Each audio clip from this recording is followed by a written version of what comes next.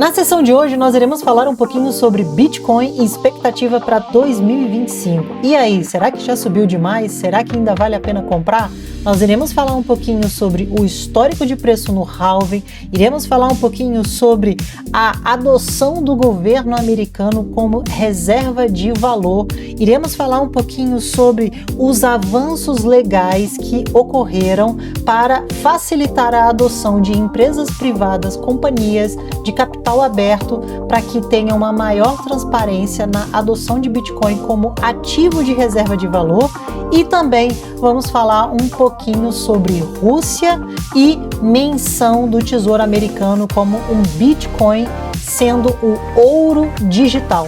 E por último, nós iremos falar um pouquinho sobre o market cap do Bitcoin e a sua comparação com o market cap de outros ativos no mundo. Bom, pessoal, é isso. Assistam agora a aula e eu espero que vocês gostem.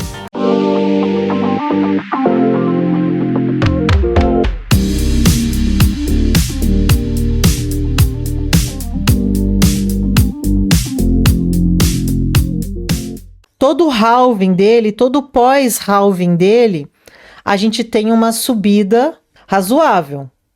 Então, a gente teve aqui no halving 1, a gente teve de 13 para 987 dólares, depois no halving 2, um ano depois, a gente teve de 500 para 18 mil dólares. No halving 3, a gente teve um halving um pouco mais curto, de 9 mil para 66. E agora, nós estamos no ano de 2025, pós-halving, que ele está começando a subir. Dentro desses estudos de halving e pós-halving e tudo aquilo que o Bitcoin sobe, e historicamente, aqui a gente está falando de dados históricos e não é opinião, não. Isso aqui é dados do que já aconteceu historicamente no Bitcoin. O que a gente tem aqui é uma probabilidade de uma subida em torno de até 300 mil dólares. Isso aqui, gente, é o que se espera para o ano de 2025, tá? Então, quando eu falei para vocês, quando atingiu lá os 100 mil dólares, eu falei para vocês, não vendam, é exatamente olhando esse tipo de cenário do que já aconteceu em ano pós-halving do Bitcoin. Então, nós temos historicamente o ano do halving, o ano do pós-halving, que é o melhor ano, e depois nós temos o ano seguinte, que é um ano de retração, que é um ano de pullback. Que normalmente esse pullback, ele faz a retração aqui em 1%. Então, se a gente fosse falar aonde que seria o pullback,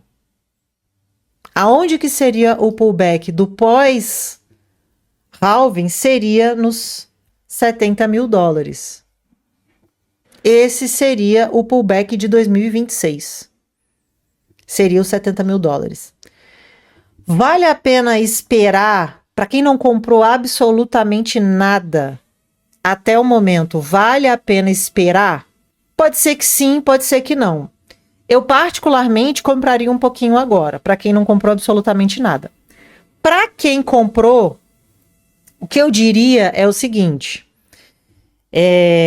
mantenha aquilo que você já comprou, porque o seu preço, principalmente quem comprou com 55 mil, você está num preço que é um preço já longe do próximo pullback. Se eu estou num preço médio de 55 mil, tendo em vista que o meu pullback vai acontecer aqui entre 70 e 100, tá? Pode ser que no próximo pullback de 2026 ele volte ao teu preço. Se você comprou em 55 mil, ele não vai voltar mais no teu preço de entrada, ele deve voltar entre 100 e 70 mil. A expectativa é de triplicar em 2025, não vender, portanto, e quem comprou em 55 mil pode comprar um pouco mais agora no 100? Pode. Quem não comprou absolutamente nada Pode comprar um pouco agora, na cotação atual? Pode também. Eu distribuiria, e aí usando aqui um pouco da técnica, né? Eu distribuiria da seguinte maneira: eu compraria um pouquinho aqui, aonde está atualmente, deixaria algumas ordens aqui no 100 mil, então quando ele voltasse no 100 mil, compraria um pouquinho, e talvez se ele voltar a 95 mil, também compraria um pouquinho aqui. Mas assim, quem comprou, não venda, porque a expectativa, olhando os gráficos históricos de Bitcoin, é de que pelo menos em 2025 seja no mínimo 300 mil dólares até o final do ano de 2025. Essa é a expectativa com estudos gráficos, tá? E o pullback em 2026, como nós sabemos que todo ano ele volta, seria ali para um pullback de entre 70 e 100 mil dólares. Então, quem comprou agora vai ter um grande prejuízo? Não, não vai ter. Bom, vamos falar um pouquinho de governo americano, né? A gente sabe que o Trump, um dos motes de campanha dele foi a adoção do Bitcoin como reserva de valor, né? Nós temos o braço direito dele, que é o Elon Musk, que é um fã de criptomoedas, sabe muito, né? Então, ele tem ali um cara que investe muito em criptomoedas, que é o Elon Musk. E temos o secretário do Tesouro, o novo secretário do Tesouro, que também já teve falas favoráveis às criptomoedas, né? Então, nós temos aí um governo muito pró-Bitcoin, né? E aí nós temos esse plano de uso de Bitcoin como reserva de valor pelo governo americano. Nós sabemos que os Estados Unidos, eles já possuem reserva de Bitcoin, tá? Então, na nossa antiga apresentação ali, eu já tinha colocado que nós já temos governos ali investindo em criptomoedas, mas agora é oficial, né? Agora seria algo realmente oficial para que o país tenha como reserva de valor.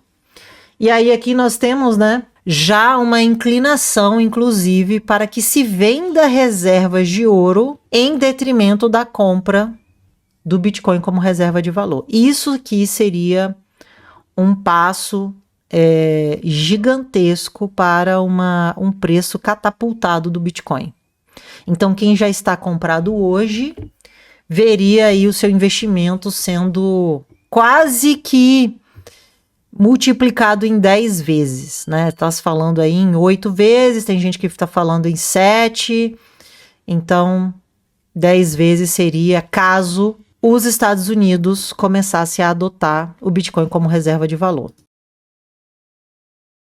Mas a gente tem outras predições também, né? Nós temos algumas outras previsões em relação a preço, né? Então, por exemplo, a Vanenck, ela é uma das empresas que também possui ETF de Bitcoin. Ela tem uma previsão aí de preço de 350 mil dólares, né? Temos a Charles Schwab, também com uma previsão entre 500 e 1 milhão. Não tá nem se agora, eles estão usando quando o Trump estabelecer o Bitcoin como reserva de valor. Bom, primeiro a gente tem a aprovação da SEC do ETF de Bitcoin, né? Ou seja, as instituições poderão criar carteiras de investimento atreladas 100% ao Bitcoin. Foi um marco porque você tem um ativo atrelado ao preço do Bitcoin, e esse ano foi o que salvou muita carteira de fundo de investimento, tá? Então nós temos a primeira coisa, a aprovação do ETF. Nós temos a FASB, não sei se vocês conhecem, mas é uma instituição que regula as normas contábeis para publicação de balanço, tá? Isso para empresas americanas. Então, ontem, exatamente ontem, começou a ter em efeito o valor justo contabilizado no Bitcoin. As regras contábeis da fase para valor justo do Bitcoin entram oficialmente em vigor hoje. Notícia de 15 de dezembro de 2024. O que isso significa? Isso significa que as companhias podem atualizar a valor justo, ou seja, você comprou um Bitcoin a 25 mil dólares, mas hoje ele está a 100 mil dólares. Você irá contabilizar no seu balanço que este ativo ele está a um custo de 100 mil dólares e não a 25 mil. O que muita empresa vai fazer é usar o seu ativo mais precioso, que é o Bitcoin custódia, como um gerador de crédito e um gerador de caixa. Eu acho que esse é o grande ponto aqui. E aí ela pode reinvestir no seu produto, ou ela pode simplesmente usar essa estratégia aqui do Michael Saylor. Enfim, o ETF que foi aprovado, nós temos a mudança da FASB e custódia de banco, banco tradicional realizando custódia. Gente, isso aqui já aconteceu. Vamos traduzir. Recebe aprovação da SEC para oferecer serviço de custódia de criptomoedas. Então, gente, nós já temos um banco que pode receber os seus bitcoins, ele vai custodiar e vai liberar crédito para você. Já temos isso.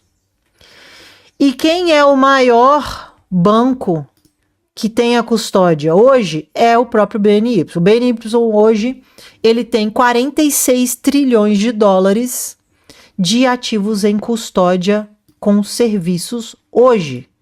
Então aqui, ó, ele é pioneiro nesse tipo de serviço e não poderia deixar de ser pioneiro. Ó, líder pioneiro em serviços de custódia com 46 trilhões de ativos em custódia hoje. Então, nós já temos aqui toda a segurança que uma instituição precisa para comprar o Bitcoin como ativo de reserva de valor. A Rússia também quer usar o Bitcoin como reserva de valor. Então, gente, mais um motivo pelo qual realmente eu acredito que os Estados Unidos deve acelerar essa adoção de reserva de valor. Nós temos um documento do Tesouro Americano falando, né, sobre a adoção do Bitcoin. E aqui ele colocou como um ouro digital. E isso aqui foi uma das coisas que chamou bastante atenção. Por que ele usou essa terminologia de ouro digital, né? O que parece é que realmente os governos irão começar a substituir ouro por Bitcoin como reserva de valor. Gente, isso aqui é a riqueza de todo mundo. Os ativos do mundo inteiro. A gente tem aqui cerca de 905 trilhões de dólares, né? Então, a gente tem aqui dividido em ação, temos aqui dividido em bonds, em imóveis, dinheiro, arte, coleção, colecionáveis, né? Carro e etc. E temos aqui ouro. E temos o Bitcoin, ó. Bitcoin. Se todos seguirem para uma estratégia de 2% de alocação.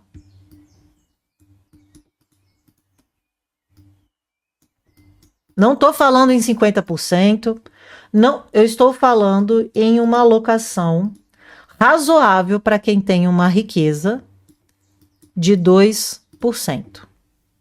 2% de 330 trilhões, 2% de bonds de 300 trilhões, 2% de 120 trilhões, 2% de 115. Gente, vocês acham mesmo que o Bitcoin vai continuar com 2,1 trilhões que hoje ele tem de market cap, né? Vamos ver esse dado atualizado? 2 trilhões de market cap. 2 trilhões de market cap. Vocês acham mesmo essa alocação, ela vai permanecer, esse market cap do Bitcoin vai permanecer dessa maneira, seguindo uma alocação de 2% de toda a riqueza mundial? 2% de 905 trilhões? Não vai. Não vai. E é por isso que a gente tem uma das pessoas que... e é por isso que eu, apesar dele ser um influencer, é uma das pessoas que eu respeito quando se fala em Bitcoin, é o Bruno Perini, porque ele é um dos únicos que desde sempre está falando sobre isso e adotou uma estratégia de 80% de alocação de capital em Bitcoin. Porque, gente, isso aqui é questão de tempo. Então, qual é o timing para comprar Bitcoin? Agora, hoje, amanhã, depois de amanhã e depois de amanhã. É sempre quando vocês puderem. E nunca, nunca, nunca vendam. De maneira alguma. Porque 2025 deve ser o ano da corrida institucional, que é uma coisa que ainda não aconteceu em larga escala, tanto de governo quanto de empresas privadas, tá? E hoje o Bitcoin já está como o 7º ativo mais valioso do mundo, tá? Então nós temos 17 trilhões de ouro, 3 trilhões e 700 da Apple, 3.300 Microsoft, 3.200 Nvidia, 2.400 Alphabet, Amazon, Bitcoin. Essa lista aqui, ela tende a ser ultrapassada muito em breve. 7º ativo maior do mundo, tá? Perdendo para Meta, perdendo para Saudi Aramco, perdendo para Prata. Então, gente, esqueçam todo o ruído que vocês já ouviram falar de Bitcoin. Esqueçam. Esqueçam. Porque isso aí é uma coisa que já foi ultrapassada. Hoje a gente tem visto uma adoção em larga escala. Hoje a gente tem visto a compra desse ativo em larga escala institucional.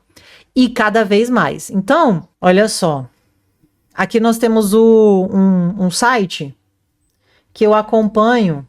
E aqui é um site que a gente tem as alocações de Bitcoin, né? Temos governo Estados Unidos, China, temos Grã-Bretanha, Ucrânia, Butão e El Salvador já aparece aqui. 1, 2, 3, 4, 5, 6. No 6º lugar. E olha só a Venezuela comprando Bitcoin. Venezuela, Finlândia, Geórgia. E aí depois não temos mais. Bom, nós temos aqui países...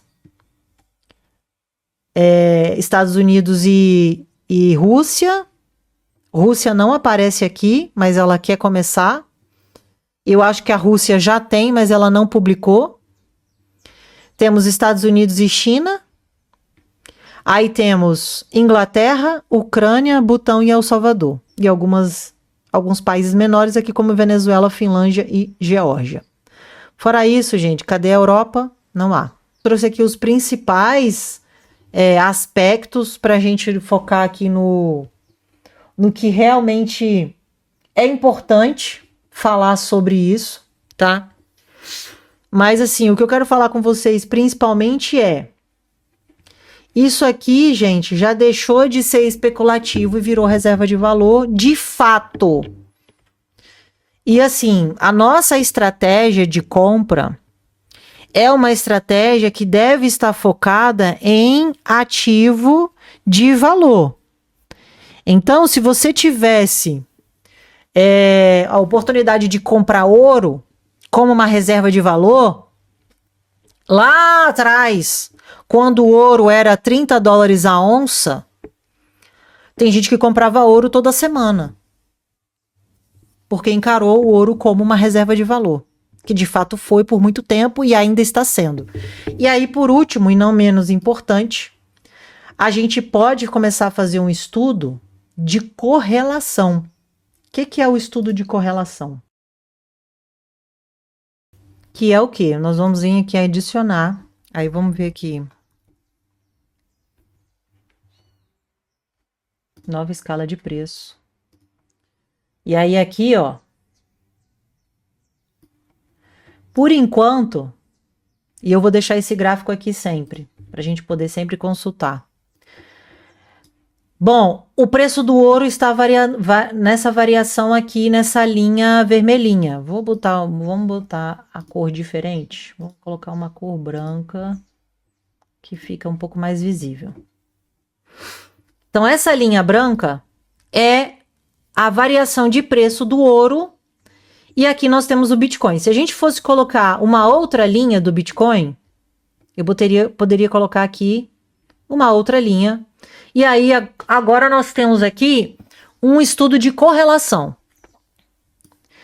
Por enquanto, o que nós podemos perceber é que existe uma correlação positiva, ou seja, quando o ouro sobe, o Bitcoin sobe, quando o ouro cai, o Bitcoin cai.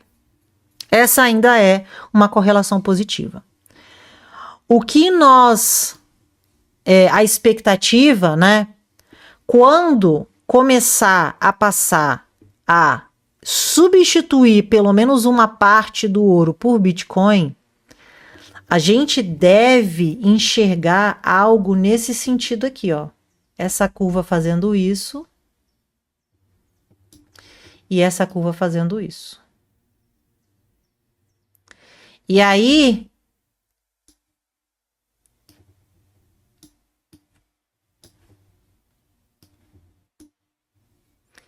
eles vão começar a ter correlações invertidas. E aí, pessoal, gostou do conteúdo? Bom, comente, curta, compartilha e siga o canal para mais vídeos como esse. Um grande abraço!